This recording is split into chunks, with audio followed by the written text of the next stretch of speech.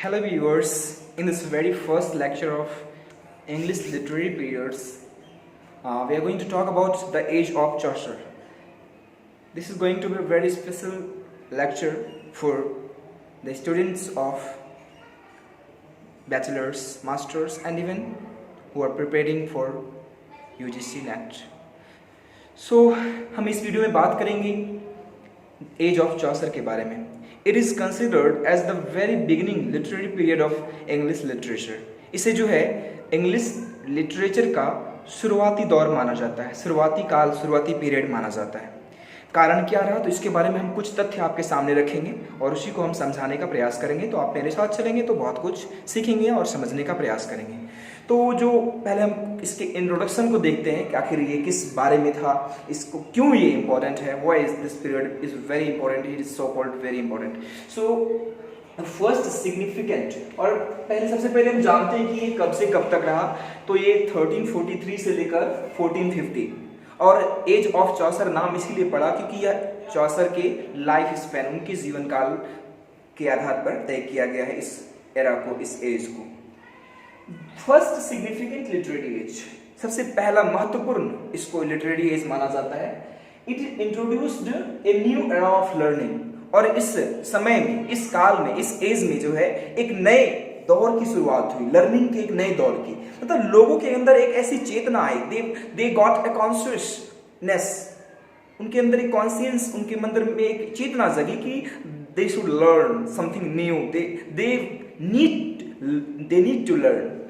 तो पीपल इसके बाद जो बात करेंगे कि learning along with social, political and religious changes. स्वाभाविक है, जब किसी एज में, जब किसी सोसाइटी में लोगों के अंदर एजुकेटेड होने की चाह होती है, when people gain knowledge, they also criticise, they also logically think, वो तार्किक रूप से सोचने लगते हैं. तो इस समय एक जो है एक और दौर शुरू होता है जिसमें कि सोशल नॉर्म्स में चेंजेस आते हैं, social changes, political changes and as well as religious changes. ये सब चेंजेस से भी गुजरा ये दौर, ये काल, ये एरा, इसलिए भी ये इंपॉर्टेंट है. People faced corruption and superstitions. अब देखिए रीजन क्या रहा इसके पीछे. What was the reason behind the social changes, political changes and religious changes. The reason was that people were suffering from corruption and superstitions. लोग अंधविश्वास और भ्रष्टाचार से जूझ रहे थे.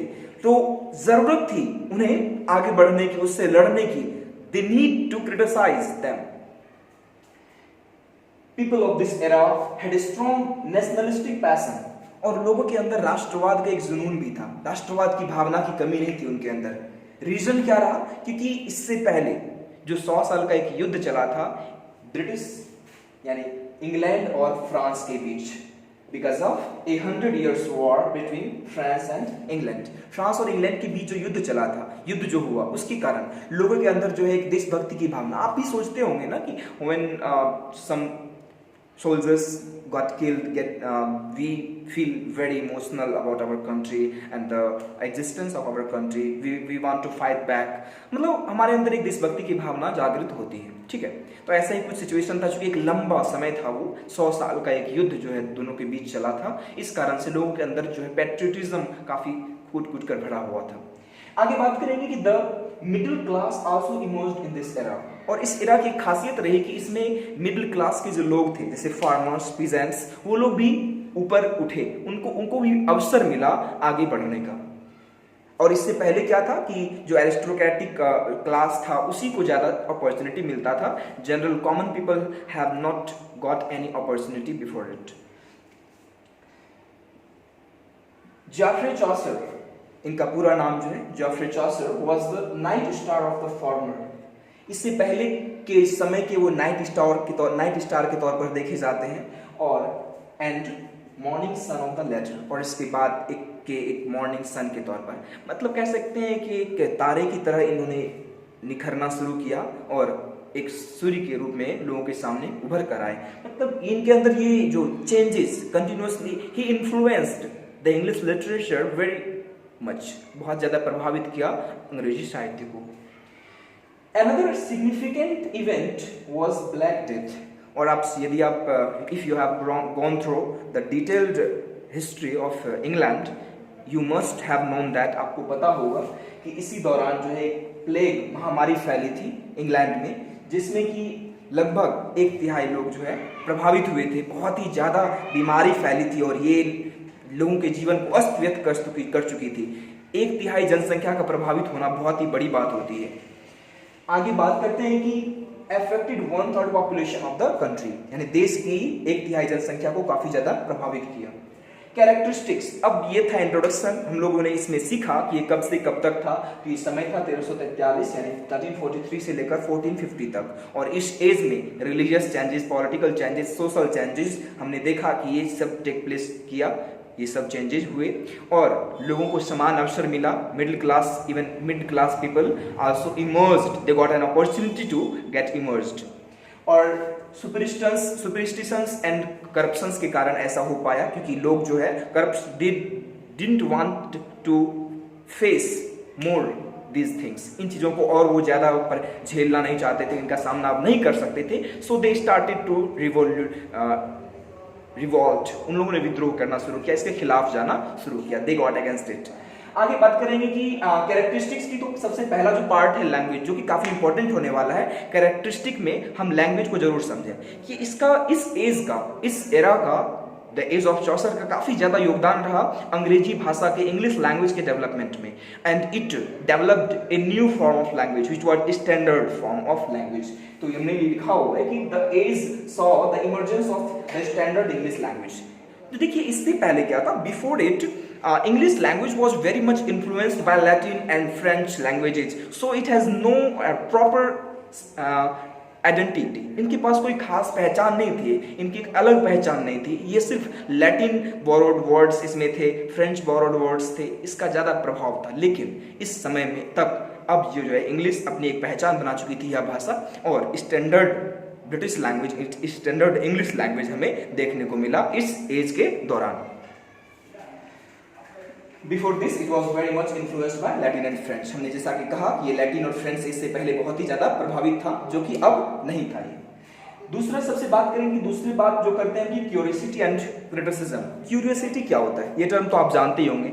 Curiosity refers to the will of the desire of gain of knowledge, यानी हमारे अंदर जो एक इच्छा होती है कि नहीं, we want to know the things behind everything. हम चीज़ों के पीछे चीज़ों को जानना चाहते हैं, आखिर इसके पीछे किसके पीछे क्या है, उन चीज़ों को हम काफ़ी डिटेल्ड में जानना चाहते हैं। तो बात करते हैं कि people suffered from various problems and दस वेरियस मूवमेंट्स टू प्लेस। लोग सफ़र किया, लोगों ने, इस कारण से क्या हुआ, लोगों ने मूवमेंट करना शुरू किया, revolution took place during this era. People also started criticizing church। लोगों ने क्रिटिसाइज करना शुरू कर दिया, बहिष्कार करना शुरू कर दिया चर्च का, चर्च के लोगों का, प्रीस्ट का। और दिस इज द रीजन, यही कारण है कि that the age is regarded as the precursor of renaissance. और यही कारण है कि इसे, इस एज को, द एज ऑफ चौसर को प्रीकर्सर ऑफ रेनेसां कहा जाता है। प्रीकर्सर मतलब समझते हैं कि इसी के कारण जो है रेनेसां की शुरुआत हुई। रेनेसां का आप मतलब जान ही रहे हैं, पुनर्जागरण जिसे हिंदी में हम जानते हैं। और उस एज में जो है लोगों के अंदर ये चेतना आई थी, जागृति आई थी कि जानने की भी, मतलब वो लोग अब और अन्याय, they didn't want to face, want to bear any more injustice. उन्हें अन्याय का अब सामना करना नहीं था, इसीलिए उन्होंने रिवोल्ट किया, विद्रोह किया। Which initiated during the Elizabethan age, मतलब इस एज में तो शुरुआत तो नहीं हुई रेनेसां की, लेकिन एक नींव रखी चली गई। It led a foundation of renaissance. The people knew the scientific logics. और चूंकि देखिए एक और चीज बहुत ही महत्वपूर्ण इंपॉर्टेंट बात होगी यदि आप इसके डिटेल्स में जानना चाहें तो, because this era got a lot affected by plague और which is called the black death. तो ये बीमारी के कारण क्या हुआ कि they knew the scientific reasons before it, the people of religions were fooling them.